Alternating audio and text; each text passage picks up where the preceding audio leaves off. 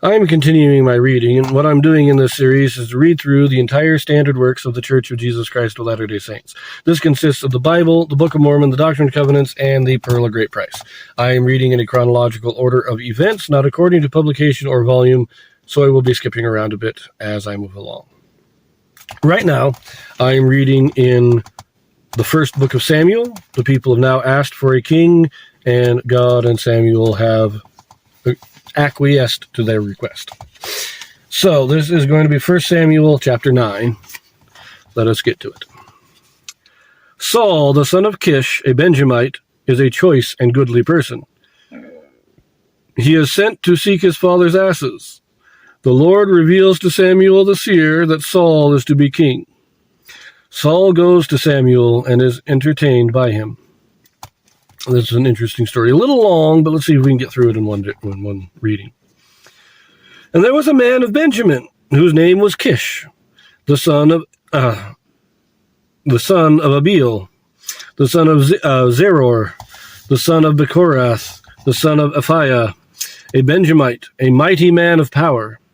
And he had a son whose name was Saul, a choice young man and a goodly. And there was not among the children of Israel a goodlier person than he.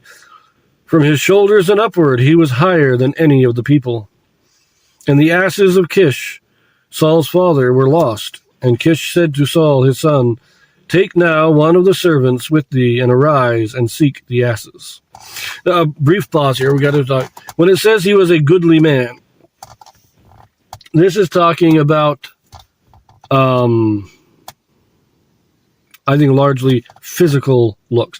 Now, he was a choice young man, meaning he was good. He was a good, honorable man. But it says he was a choice young man and a goodly. That term goodly is talking about his physical appearance. He was physically imposing, set head and shoulders higher than everybody else. He was a very tall, broad, very strong man, very good looking. His father was a man of war, a very powerful man. So he is a physically imposing, physically powerful man, and he's also a very good, very honorable man. Okay, verse 4. And he passed through Mount Ephraim, and passed through the land of Shalisha, but they found them not. Then they passed through the land of Shalem, and there they were not. And he passed through the land of the Benjamites, but they found them not. And when they were come to the land of Zuph, Saul said to his servant that was with him, Come, and let us return, lest my father leave caring for the asses, and take thought for us. And he said unto him, Behold now, there is in this city a man of God, and he is an honorable man. All that he saith cometh surely to pass. Now let us go up thither. Peradventure he can shew us our way that we should go. Then said Saul to his servant, But behold, if we go, what shall we bring the man? For the bread is spent in our vessels, and there is not a present to bring to the man of God. What have we? And the servant answered Saul again and said, Behold, I have here at hand the 4th part of a shekel of silver. That will I give the man of God to tell us our way. Before time in Israel, when a man went to inquire of God, thus he spake, Come and let us go to the seer. For he that is now called a prophet was before time called a seer. Then said Saul to his servant, Well said, Come, let us go. So they went unto the city where the man of God was.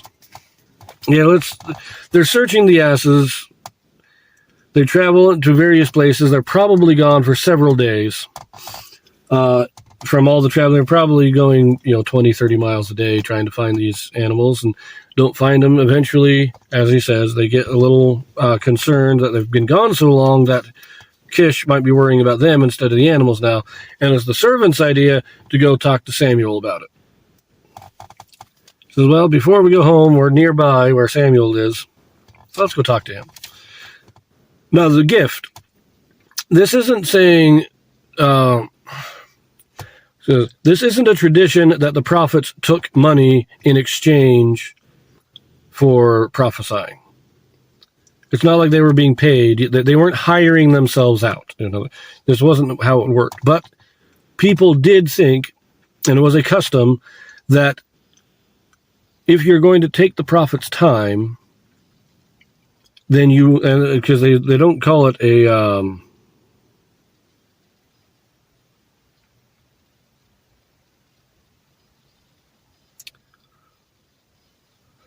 they don't call it payment. They don't call it a hiring. They call it a present. So this is kind of, it's an offering. And not every, it's not like, what it is, let me see if I can say this better way. A prophet didn't hire himself out for a certain sum, saying, if you don't have this much money, I'm not going to work for you because this is how much it costs to hire me. It is, you go to the prophet and you bring what you can. I mean, he was going to give them bread. He was going to just what they had on them, because a prophet would take anything in exchange for his time. He'd say, whatever you can, you bring your offering, and the prophet says, okay, we accept it. Because they weren't being hired for money. They were being, it was a present to compensate them for their time. Sorry, some rowdy kids out there. Anyways, let's keep reading. Verse 11. And they went up the hill to the city. And as they went up the hill to the city, they found young maidens going out to draw water, and said unto them, Is the seer here? And they answered them and said, He is. Behold, he is before you. Make haste now, for he came today to the city. For there is a sacrifice of the people today in the high place. As soon as ye be come into the city, ye shall straightway find him, before ye go up to the high place to eat. For the people will not eat until he come, because he doth bless the sacrifice, and afterwards they eat that be bidden. Now therefore get you up, for about this time ye shall find him. And they went up into the city. And when they were come into the city, behold, Samuel came out against them, for to go up to the high place. Now, just one brief thing is, they say, hey, is Samuel here? And they say, yep, he's coming to make the sacrifice. Just wait, go get up there, and you'll meet him. But he says he's going to make a sacrifice in the high place. This isn't at the tabernacle. This is a legal, or we'll say a lawful, holy altar to the Lord in the mountains, crafted and consecrated to God for the purpose of sacrifices. That was not at the tabernacle. So it was all, this shows us that there was more than there were local places of worship throughout Israel. It wasn't just one place that all of Israel had to come to. They came there once a year. I think it was actually 2 or 3 times a year. They were supposed to all gather to the tabernacle. But if they couldn't, they went to the high places. There were other places that you could do your daily and monthly sacrifices at besides the tabernacle. Verse 15. Now the Lord had told Samuel in his ear a day before Saul came, saying, Tomorrow, about this time, I will send thee a man out of the land of Benjamin, and thou shalt anoint him to be captain over my people Israel, that he may save my people out of the hand of the Philistines. For I have looked upon my people, because their cry has come unto me. And when Samuel saw Saul, the Lord said unto him, Behold, the man whom I spake to thee of, this same shall reign over my people. And Saul drew near to Samuel on the gate, and said, Tell me, I pray thee, where the seer's house is. And Samuel answered Saul, and said, I am the seer. Go up before me unto the high place, for ye shall eat with me today, and tomorrow I will let thee go, and will tell thee all that is in thine heart. And as for thine asses that were lost 3 days ago, set not thy mind on them, for they are found. And on whom is all the desire of Israel? Is it not on thee, and on all thy father's house? And Saul answered and said, Am not I a Benjamite, of the smallest of the tribes of Israel, and my family the least of all the families of the tribe of Benjamin? Wherefore then speakest thou so to me? And Samuel took Saul and his servant, and brought them into the parlor, and made them sit in the chiefest place among them that were bidden, which were about 30 persons. And Samuel said unto the cook, Bring the portion which I gave thee, of which I said unto thee, Set it by thee. And the cook took up the shoulder, and that which was upon it, and set it before Saul. And Samuel said, Behold, that which is left, set it before thee, and eat. For unto this time hath it been kept for thee, since I said, I have invited the people. So Saul did eat with Samuel that day. Pause another moment here. There's a couple of things, just a couple of brief things. So God told Samuel that he was sending Saul. And when Saul came, he said, this is the guy. And I like Saul asked him, do you know where the seer is? Oh, that's me. Come on, we're going to go eat, and then I'll tell you everything you want to know. But don't worry about those asses that were lost. They've already been found. This also tells us how long he's been searching, for 3 days. They've been traveling for 3 days trying to find them. So we have a time frame here. But I love this. Don't worry about the asses. They've been found, and you are the desire of Israel. But again, at this point, Saul kind of shows his honor here. First of all, he was worried about his father. He went out to find the asses like a good son, but he was worried about his father. He didn't want his father to worry about him. Now I was saying, wait a minute. Why am I being chosen? He's already a physically imposing man, probably a good fighter. His father's a great warrior, and yet he doesn't understand why he would be chosen to be king.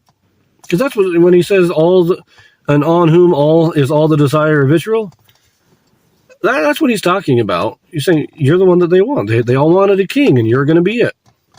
Now, whether he knew exactly he was going to be king at that moment, he may not have put it together, but he did recognize the honor that Samuel was giving him. And he did know he likes, a Benjamite of the smallest of tribes, and my family is the least of all the families of Benjamin. So, in other words, they weren't wealthy people. Kish was a mighty man, a good warrior, but he didn't own a lot of stuff, which might be why he was so worried about losing those asses. And Benjamin was the smallest tribe. We know it was the smallest tribe. Remember, at the very beginning of the time of the judges, they went because of the whole affair in Gibeon and the gang rape and murder of the one Levite's concubine. Benjamin, as a tribe, was almost completely annihilated. Dropped down to like 600 men, and that was it. Everybody else was killed.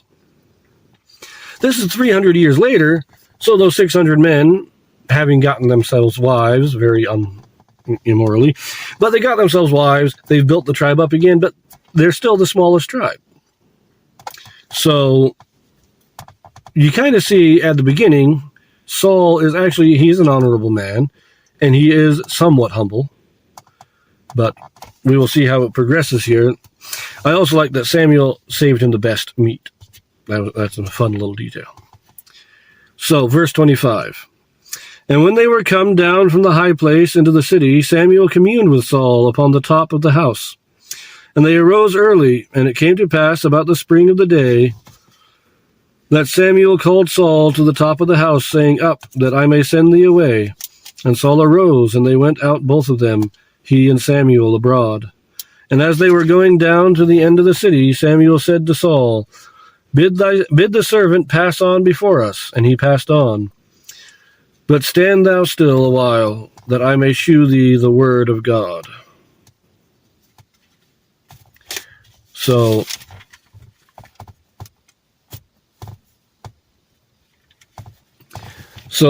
the feast that they had was up at the high place. Oops, sorry, don't mean to block the camera. The feast that they had was up at the high place by the altar, because they were eating the sacrifice. Remember, you eat a portion of the sacrifice as part of the whole law of Moses. After that, they went back into the city, and it said they were on the top of the house, because back then, houses were built with a flat roof so that you could spend the heat or the cool of the evening up on the rooftop. You'd have chairs and stuff set up there.